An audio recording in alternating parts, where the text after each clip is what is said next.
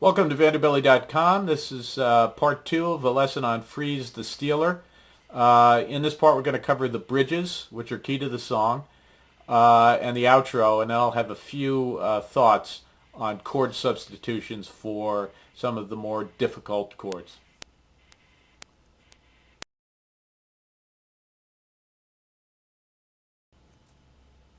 Okay, so after you've played this D chord, you go into a bridge where you start with an A7 chord, like this. Okay, so just first finger on the D string, 2nd fret, and middle finger on the B string, 2nd fret.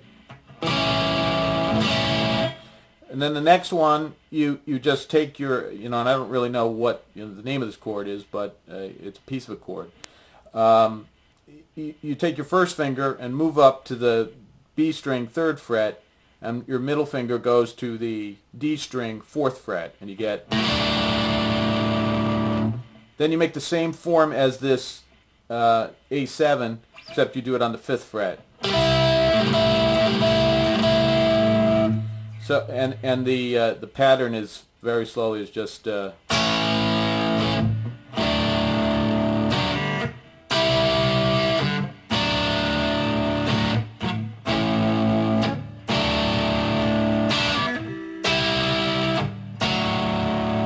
Do that twice, and then you go back to the riff.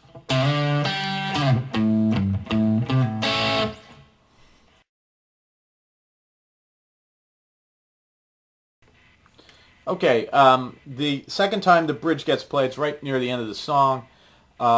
It's longer, and there's a lot of variations in it. So it starts off exactly the same way, with starting at the A7 chord.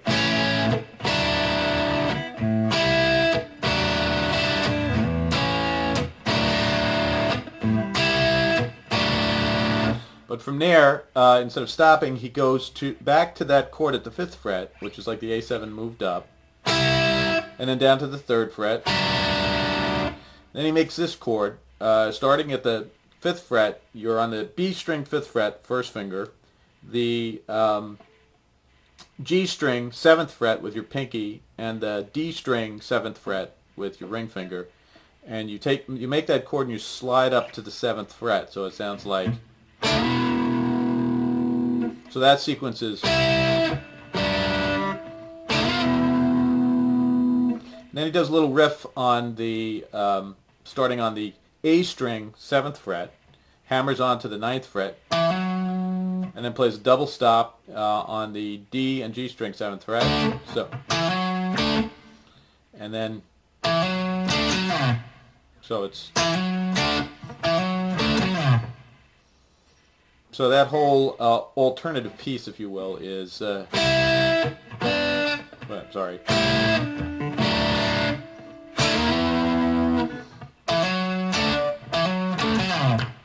And then he goes back to the A7.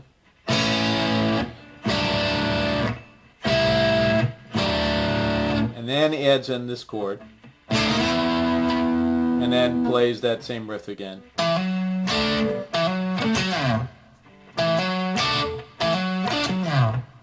And then he goes back to playing the bridge exactly the way it was first time. He plays that 4 times, and then he's at the end of the song.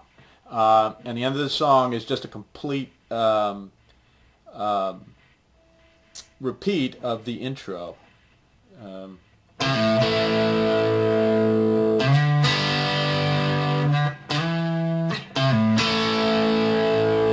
Get to the power G chord, it's more arpeggiated. It's more like. And then the final chord is just you take your first finger and put it on the D string 5th fret and your ring finger on the G string 7th fret, and you just play the open A, the D, and the G. So it's just. And that's the final chord of the song.